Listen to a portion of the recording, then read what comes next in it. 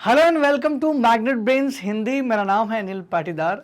दोस्तों, आज के सेशन में हम लोग क्या पढ़ने वाले हैं, सबसे पहले मैं आपको बता दूं कि मैग्नेट ब्रेन्स एक ऐसा प्लेटफॉर्म है जो आपको सभी प्रकार के वीडियो बिल्कुल फ्री ऑफ कॉस्ट उपलब्ध कराता है। दोस्तों, आप YouTube पर और हमारी वेबसाइट magnetbrains.com दोनों पर जाकर के इन वीडियो का फ्री ऑफ कॉस्ट आनंद उठा सकते हैं। दोस्तों, आज के इस लेक्चर में हम लोग क्या पढ़ने वाले हैं, आज हम लोग बात करने वाले हैं कक्षा 8वीं के सामाजिक विज्ञान के अंतर्गत हमारा जो विषय है दोस्तों वो है इतिहास। और इतिहास में आज हम लोग पढ़ने वाले हैं हमारा चैप्टर नंबर 3। तो इतिहास में चैप्टर नंबर 3 पढ़ना है और चैप्टर नंबर 3 का नाम क्या है? चैप्टर नंबर 3 का नाम है ग्रामीण क्षेत्र पर शासन चलाना। ग्रामीण क्षेत्र पर शासन चलाने का जो पहला टॉपिक था, यानी जिसका नाम था कंपनी की आमदनी, हम इससे पहले वो लेक्चर पूरा कर चुके हैं। आप चाहे तो जाकर के उसका लेक्चर अच्छे से देखें ताकि आपको ये भी लेक्चर समझ में आ जाए, लेकिन जहाँ जहाँ लगेगा मैं उस लेक्चर की बात यहाँ पर जरूर करूँगा। तो आज का जो हमारा टॉपिक रहेगा वो रहेगा यूरोप के लिए फसलें। इससे पहले क्या था, इससे पहले ईस्ट इंडिया कंपनी को अपनी आमदनी का स्रोत देखना था। तो ईस्ट इंडिया कंपनी ने खेती से जो राजस्व पैदा हो रहा था उसको अपना आमदनी का स्रोत बना लिया और महलबाड़ी, रेहतबारी और स्थायी बंदोबस्त जैसे 3 अलग अलग खेती सुधार से संबंधित चीजें उन्होंने लागू की, और बहुत ज़्यादा मात्रा में, क्योंकि कंपनी को दीवानी अधिकार मिल गए थे। जब कंपनी को बंगाल में दीवानी अधिकार मिले तो उनने राजस्व वसूल करने का तरीका बना लिया। इस तरह कंपनी की आमदनी होती गई।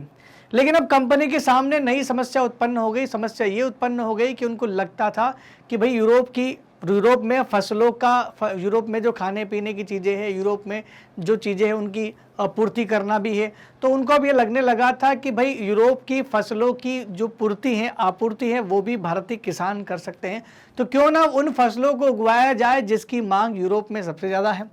ऐसे करते करते अंग्रेजों ने भारतीय किसानों पर इस बात का दबाव डालना शुरू किया कि भाई आपको तो वही उगाना पड़ेगा जो हम बोलेंगे, और कम से कम इतना तो उगाना ही पड़ेगा। तो देखिए जरा कि कैसे ये अंग्रेजों ने हमें मजबूर किया और कौन सी फसल का सबसे ज़्यादा यहाँ पर नाम आता है। बात करते हैं यूरोप के लिए फसलें की। तो यूरोप के लिए फसलें की बात करें तो अंग्रेजों ने यह भी महसूस किया कि ग्रामीण इलाकों ने न केवल ग्रामीण इलाके जो हैं वो न केवल राजस्व प्रदान कर सकते हैं बल्कि यूरोप की ज़रूरतों के हिसाब से फसलें भी पैदा की जा सकती हैं। कुछ फसलों के फोटोज़ यहाँ पर दिए भी गए, आप देख सकते हैं। अफीम की खेती हो रही है। अफीम की खेती जो है बहुत ज़्यादा जोर दिया नील की खेती, अफीम की खेती पर उन्होंने, क्योंकि वहाँ पर बहुत ज़्यादा ज़रूरत थी। 18वीं शताब्दी के आखिरी तक कंपनी ने अफीम और नील की खेती पर जोर दिया। अब आप सोच रहे हैं कि अफीम तो नशीला पदार्थ, लेकिन बहुत सारे ड्रग्स जो दवाइयाँ होती है वो अफीम ओपियम से बनती हैं। दवाइयों की फैक्ट्रियों के लिए बहुत ज़्यादा ज़रूरत थी, और साथ साथ रंगाई के लिए नील की बहुत ज़्यादा ज़रूरत यूरोप में होने लगी थी। तो देखते हैं इसमें क्या हुआ आगे। नील की खेती के बारे में हम लोग बहुत अच्छे से पढ़ने वाले हैं। देश के विभिन्न भागों में अलग अलग प्रकार की खेती की गई। जैसे बंगाल में पटसन की खेती की। पटसन मतलब दोस्तों जूट होता है, और जूट से बोरे वगैरह बनाए जाते हैं। असम में चाय का उत्पादन, क्योंकि विदेशों में चाय की जरूरत पड़ी तो असम में चाय का उत्पादन पे और जोर दिया। संयुक्त प्रांत में गन्ना, पंजाब में गेहूं, महाराष्ट्र और पंजाब में कपास और मद्रास में चावल, इन अलग अलग भागों पर अंग्रेजों ने इन खेती पर जोर दिया और कहा कि भाई अब हम लोग इनको यहाँ से खरीदेंगे और यूरोप में बेचेंगे, क्योंकि यूरोप में इन सब चीज़ों की मांग है। क्योंकि उनको महसूस होने लगा था कि राजस्व तो मिलेगा ही मिलेगा, अब फसलों पर भी अधिकार होगा। इसका मतलब ये था कि अब दौर शुरू हुआ कंपनी का दोहरा जो शोषण था वो शुरू हो गया। एक तो राजस्व भी देना है और फसलें भी वही उगाना जो आप चाहते हो, और आप उसका दाम भी नहीं दोगे उसको ज़्यादा, क्योंकि अंग्रेज तो सस्ते में खरीदते थे ना। तो दाम भी कम दोगे, राजस्व भी पूरा लोगे, और वही मजबूरी में उगानी पड़ेगी फसल जो हमें उगाना है। एक नील की फसल से जो नीला रंग निकलता है उस रंग को लेकर के आपके एनसीईआरटी में 2 फोटोज दिए गए हैं। ये जो पहला फोटोस है ये भारत का है, ब्रिटिश इंडिया का है। भारत में बनाया हुआ चित्र है, छापाकार तकनीक होती है, सिर्फ चित्र ये बनते थे। और ये जो दूसरा छापा है ये ब्रिटेन का है। ब्रिटेन में इस तरह का कलर बनता था। लेकिन इन दोनों में खासियत क्या है, क्योंकि हमारा जो हमने जो टॉपिक का नाम दिया, क्या रंग का भी कोई इतिहास? बिल्कुल इतिहास है रंग का। दोनों में गहरा नीला रंग, देखो ये वाला, ये गहरा नीला रंग, ये दोनों गहरे नीले रंग बिल्कुल एक जैसे। क्यों? क्योंकि ये नील से बनाए गए हैं। नील की खेती से। और कहाँ की नील की खेती से बनाए गए? ये भारत में जो नील का पौधा होता था उससे निकाले गए रंग है, और ये कृषि से इसका बिल्कुल संबंध है। तो बिल्कुल भी ये बोल सकते हैं कि रंगों का भी इतिहास था और रंगों का फसलों से जुड़ाव था, और इसी रंग के चलते भारतीय किसानों का शोषण भी बहुत हुआ। इस वजह से रंगों का इतिहास तो बनता है। दोनों में ही गहरे नीले रंग का इस्तेमाल किया गया है। वह नील नाम के एक पौधे से निकाला जाता था एक गहरा नीला रंग। 19वीं सदी में ब्रिटेन के मॉरिस के छापों में इस्तेमाल किया गया था। मॉरिस का जो छापा था, एक मॉरिस नाम का जो छापा था, वहाँ पर छापा खाना था, वहाँ पर नीले रंग का इस्तेमाल किया गया था। और वो नीला रंग कहाँ से लाया गया था? वो लाया गया था इंडिया से किया गया था। नीला रंग भारत के नील के पौधे से ही तैयार किया गया होगा। उस समय भारत दुनिया में नील का सबसे बड़ा स्रोत था, क्योंकि अंग्रेजों को तो महसूस हो ही गया था ना कि भाई भारत एक ऐसा देश है जिस पर वो पूरी तरह से कंट्रोल करते थे, मन माफिक किसानों से फसलें उगवा सकते थे। क्योंकि उस समय जब इंडिया में नील का उत्पादन शुरू हुआ तब दुनिया में विद्रोह शुरू हो गया था। उसी विद्रोह के चलते अंग्रेजों को वहां नील की खेती बंद करना पड़ी, और एक अच्छा सोर्स क्या मिल गया कि भारत है ना, अभी तो ये नील का उत्पादन जितना चाहे उतना कर देंगे। क्यों? क्योंकि यहाँ पर उनके पास अधिकार थे। भारतीय नील की मांग क्यों हो गई थी? सबसे बड़ी खासियत ये थी, अब इसको खासियत मान लो या हमारी बदकिस्मती मान लो कि हम ऐसे क्षेत्र में थे। नील का पौधा सबसे अच्छा जो उगता है, सबसे अच्छी क्वालिटी का जो नीम का पौधा होता है वो उष्ण कटिबंधीय क्षेत्रों में होता है। अब ये उष्ण कटिबंधीय क्षेत्र क्या होते हैं? ये उष्ण कटिबंधीय क्षेत्र भी जरा समझ लेते हैं। ये आपका ग्लोब है और ये 0 डिग्री है, बीच में 0 डिग्री। 0 डिग्री से 30 डिग्री के बीच का एरिया, चाहे 30 डिग्री ऊपर हो चाहे 30 डिग्री नीचे हो, 0 डिग्री से 30 डिग्री के बीच का जो ये क्षेत्र है इसको कहते हैं उष्ण कटिबंधीय क्षेत्र। और दोस्तों भारत उष्ण कटिबंधीय क्षेत्र में आता है, और उष्ण कटिबंधीय क्षेत्र में ही नील का पौधा सबसे अच्छा प्रोडक्शन देता है। क्योंकि अंग्रेजों का जो यूरोप वाला जो रीजन है वो उष्ण कटिबंध में नहीं आता, वो शीतोष्ण कटिबंध में आता, और वहां पर नील का पौधा नहीं उगता। इसी वजह से अंग्रेज उसी जगह पर उगाना चाहते थे जहां पर उष्ण कटिबंधीय क्षेत्र हो। और नील का पौधे की खासियत थी कि यह सबसे गहरी काली जमीन में, मतलब मजबूत जमीन में उगता था, हल्की फुल्की जमीन में नहीं उगता था, कमजोर भूमि में नहीं उगता था। और उस समय किसानी में सबसे आगे हम ही थे। हमारे यहाँ के किसानों के पास काफ़ी भरपूर ज़मीन थी और उपजाऊ ज़मीन थी। ऐसे में उनको लगा कि अब यहाँ पर बंगाल में, बिहार में, जहाँ भी चाहे वहाँ पर नील की खेती करवा सकते थे। तो या तो ये हमारे, अब इसको या तो इत्तेफाक समझ लो या हमारी बदकिस्मती थी कि हम उष्णकटिबंधीय क्षेत्र में थे। क्यों? क्योंकि नील का पौधा तो वहीं उगता है। इसी वजह से हमारे किसानों का शोषण हो गया। नील का पौधा मुख्य रूप से उष्णकटिबंधीय इलाकों में ही उगता है। 13वीं सदी तक इटली, फ्रांस, ब्रिटेन के कपड़ा उत्पादक कपड़े की रंगाई के लिए भारतीय नील का इस्तेमाल कर रहे थे। 13वीं सदी तक कर रहे थे। उस पुराने समय की बात करें जब बहुत कम मात्रा में होता था इंडिया में, ज़्यादा नहीं, तब से कर रहे थे। लेकिन बीच में हो सकता है किसी वजह से बंद हो गया था, लेकिन उसकी कीमत बहुत ऊंची रहती थी, इस वजह से लोग इस्तेमाल नहीं करते थे। क्योंकि भारतीय नील बहुत ऊंची कीमत पर बिकती थी तो इसका इस्तेमाल जो है बहुत कम होता था। इसलिए यूरोपीय कपड़ा उत्पादकों को बैंगनी और नीले रंग बनाने के लिए वोड नामक एक पौधे पर निर्भर रहना पड़ता था। एक पौधा होता था वोड नामक। ये वोड नामक पौधा जो होता था ये उगता था शीतोष्ण कटिबंधीय क्षेत्र में। और हम भारत की बात कर रहे हैं कहाँ कर? उष्ण कटिबंधीय क्षेत्र में। शीतोष्ण मतलब होता है 30 डिग्री से लेकर के 60 डिग्री का एरिया। अगर मैं यहाँ बताना चाहूँ तो ये ऊपर वाला, ये वाला 60 डिग्री वाला एरिया, इसके बीच का जो एरिया उसको शीतोष्ण कटिबंध बोलते हैं। और यही यूरोप पड़ता है। उन्होंने क्या कहा कि दो रंग को मिलाकर के बैंगनी और रंग को और नीले रंग को बनाने के लिए एक वोड नामक पौधे पर निर्भर होना पड़ता था। लेकिन दिक्कत क्या थी? वो वोड नामक जो पौधा था उससे जो रंग निकलता था वो काफी फीका था, और भारतीय रंग बहुत चमकदार था, इसलिए इसकी रेट ज्यादा थी, पहले भी थी।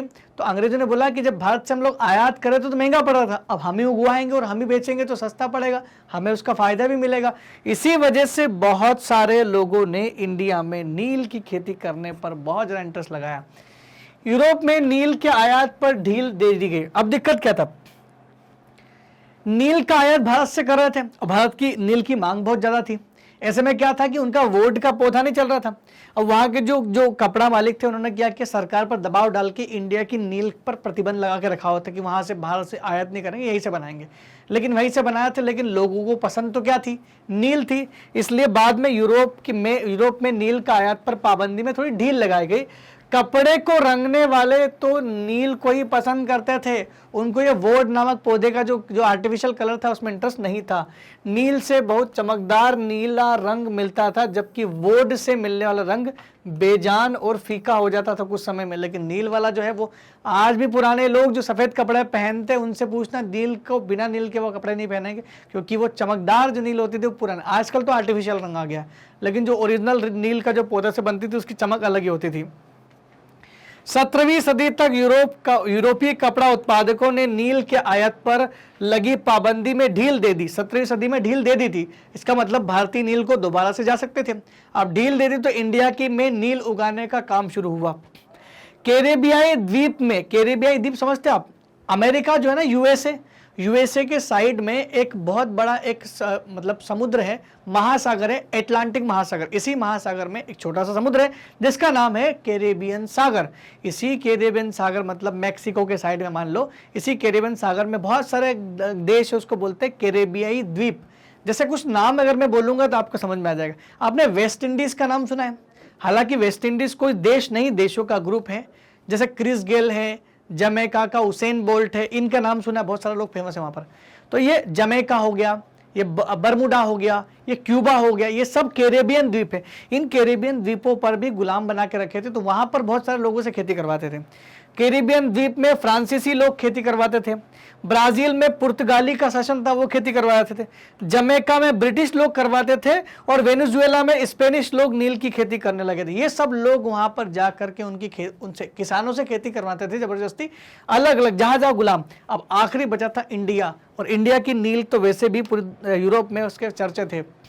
18वीं शताब्दी के आखिरी तक भारतीय नील की मांग और बढ़ गई, क्योंकि यहाँ की नील का जो कलर था, चमकदार थी, वो सबसे अच्छी थी। ब्रिटेन में औद्योगिकरण का युग शुरू हो चुका था, उस समय औद्योगिक क्रांति शुरू हो चुकी थी। सन 1783 से 1789 यानी 1783 से 1789 के बीच दुनिया में नील का उत्पादन एकदम से कम हो गया था। इसका कारण क्या था? कारण यह था कि कैरेबियाई देश में जो लोग थे उन्होंने विद्रोह कर दिया। दुनिया में जहां जहां नील की खेती हो रही थी बहुत ज़्यादा लोग प्रताड़ित कर रहे थे, चाहे वो अफ्रीका हो या चाहे कहीं भी हो, सब जगह पर उन्होंने विद्रोह करना शुरू किया। ब्रिटिश का, फ्रांसीसियों का, स्पेनिश का, सबका विद्रोह शुरू किया, तो सब जगह नील की खेती जो है वो बहुत कम हो गई, उनको मजबूरन कम करनी पड़े, तो नील का खेती आधा हो गया। और उधर औद्योगिकरण भी शुरू हो रहा है, तो नील की और जरूरत पड़ने लगी। ऐसे में ब्रिटेन के जो रंगरेज होते थे, रंगरेज मतलब जो रंग वाले जो कंपनियां होती थी, वो अब नील की आपूर्ति के लिए बेचैनी से किसी और स्रोत की तलाश कर रहे थे। जो नील का कारोबार करते थे वो बेचैन हो गए कि अब सारी जगह बंद हो गया, आधा कारोबार हो गया, अब कहाँ नया बड़ा स्रोत चाहिए लंबे समय के लिए। तो उनको स्रोत के रूप में क्या दिखा? इंडिया दिखा। इसलिए भारत में ब्रिटेन की बढ़ती दिलचस्पी भारत की तरफ देखने लगे, क्योंकि पूरी दुनिया में नील का प्रोडक्शन आधा हो गया था, और उष्ण कटिबंध में हम थे तो हमारी नील तो सबसे अच्छी क्वालिटी की थी, ऊंची कीमत थी, इस वजह से खरीदते नहीं थे। लेकिन उनने जुगाड़ देखा कि अब हम लोग क्या करें, हमारे पास तो अधिकार आ गए, अब तो ब्रिटिश के अंडर में हो गया ना पूरा इंडिया, तो इंडिया ब्रिटिश के अंडर में था, तो वो जो चाहे जितनी कीमत पर खरीद सकते थे। 18वीं शताब्दी के आखिरी दशकों में बंगाल में नील की खेती तेजी से फैलने लगी। 1788 में ब्रिटेन द्वारा आयात नील का लगभग 30% था। इंडिया से 1788 में जब ब्रिटेन आयात करता था तो नील का 30%, टोटल जो नील आयात होती थी पूरे ब्रिटेन में 30% इंडिया से होती थी। लेकिन 1810 में भारतीय नील का हिस्सा 95% हो गया। मतलब इंडिया में ब्रिटेन ने इतनी नील पैदा करना शुरू कर दी कि पहले 1788 तक जब ब्रिटेन पूरी दुनिया से नील मंगाता था तो उस नील में इंडिया का केवल 30% हिस्सा होता था, बाकी 70% और देशों से होता था। लेकिन अब यह हुआ कि 1810 में आते आते इतनी नील बल्क में बंगाल में पैदा करवाना शुरू कर दिया अंग्रेजों ने कि इंडिया का जो नील का प्रोडक्शन था, पूरे ब्रिटेन का जो आयात होता था उसका 95% जो था वो नील ही होता था। कंपनी के अफसर और व्यावसायिक एजेंट नील के उत्पादन में पैसा लगाने लगे। अब क्या हुआ, जब उनको लगा कि भाई नील की तो मांग हो गई और इंडिया में नील भी बहुत अच्छी हो रही है, किसान करने के लिए भी राजी हो गए, तो कंपनी के अफसर खुद को लगा कि अब इन्वेस्ट कर दो, पैसा बहुत है इसमें, और व्यावसायिक एजेंट भी नील की उत्पादन में लगने लगे। उनने सोचा कि ये फायदे का सौदा है, इनसे कम में लो, यूरोप में बेचो, क्योंकि बहुत डिमांड है, पूरे यूरोप में डिमांड है, और इंडिया की नील की ज्यादा डिमांड है। ये इंडियंस को नहीं पता उस समय, वो तो बेचारे गरीब किसान, दबे कुचले किसान करे जा रहे, जबकि ये नील वहां पर भेजे जा रहे थे। मुनाफे की उम्मीद में स्कॉटलैंड और इंग्लैंड के बहुत सारे बागान मालिक जो थे वो इंडिया आए और बड़े बड़े बागान लीज पर खरीद लिए और फिर किसानों से खेती कराने लगे। ये हुआ था फिर इंडिया में। तो धीरे धीरे इसी वजह से इंडिया में दिलचस्पी हुई। अब हम लोग आगे नील की खेती के बारे में पढ़ेंगे कि नील की खेती कैसे होती है, कैसे भारतीय लोगों पर अंग्रेजों ने नील की खेती पर दबाव डाला और कैसे धीरे धीरे भारतीय लोग इकट्ठा हुए और नील का एक नील विद्रोह कर दिया और अंग्रेजों को आखिर में नील की खेती करवाने पर पाबंदी लगानी पड़ी, कम करना पड़ा। यह भी हुआ। अगले लेक्चर में इसके आगे नील की खेती कैसे होती है उसके बारे में पढ़ेंगे। दोस्तों, अगर आपको हमारे वीडियो सीक्वेंस में नहीं मिल रहे तो घबराने की जरूरत नहीं है, क्योंकि मैग्नेट ब्रेन्स आप लोगों के लिए लेकर के आया है दूसरा विकल्प, जिसका नाम है magnetbrains.com। आप जा सकते हैं हमारी वेबसाइट पर, जहां आपको मिलेंगे सारे के सारे वीडियो फ्री ऑफ कॉस्ट, क्योंकि मैग्नेट ब्रेन्स है India number 1 100% free online educational platform. Explore top courses की बात करें तो यहां पर देखिए, तो यहां पर आपको मिलेगा सीबीएसई क्लास 6 से क्लास 12, सीबीएसई क्लास 6 से क्लास 12 पर जाइए और यहां पर आपको क्लास 8 मिलेगी। बस अपनी क्लास पर क्लिक करिए और आप पहुंच जाएंगे आपकी कक्षा में 8 में। अब आप कक्षा 8 में वॉच नाउ पर क्लिक कर सकते हैं। हर एक टीचर के नीचे वॉच नाउ लिखा है, वॉच नाउ पर क्लिक करेंगे तो सब्जेक्ट से संबंधित सारे जो सीक्वेंस में जो चैप्टर है वो आपको मिल जाएंगे। देखो चैप्टर 1 2 3 4 सब मिल गया। यहां पर लेक्चर्स लिखे हुए हैं, है ना। तो अब लेक्चर को जैसे क्लिक करोगे आपका वीडियो हो जाएगा शुरू। अब आप वीडियो देख सकते हैं आसानी से और अपना नोट भी बना सकते हैं। दोस्तों, मैग्नेट ब्रेन्स आप लोगों के लिए लेकर के आया है 100% मुक्त शिक्षा, जो क्लास 6 से क्लास 12वीं तक के सभी विद्यार्थियों को फ्री ऑफ कॉस्ट दी जाती है। दोस्तों, अगर आपको हमारे वीडियो पसंद आ रहे हैं तो कमेंट सेक्शन में लिख करके जरूर बताएं, और साथ ही साथ हमारे वीडियो और हमारे चैनल को लाइक, शेयर और सब्सक्राइब जरूर करें। तब तक के लिए दोस्तों धन्यवाद। Thank you very much.